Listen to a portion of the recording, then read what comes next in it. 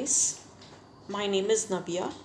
I have done my engineering at Punjagutta Institute of Technology in the stream of computer science engineering, and I got placed through the course in the JSpiders, and I have gone through the Java full stack development, and the Java is taken care by Vivek sir, and SQL by Sanjay sir, and web technologies by Reshma ma'am.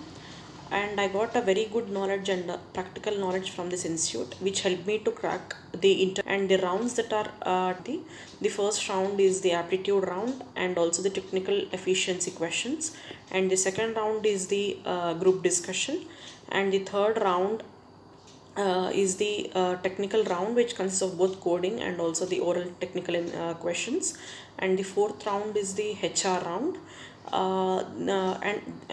This coaching helped me to crack this job, and also I'm working as a trainee software in with a package of 3.6 LPA.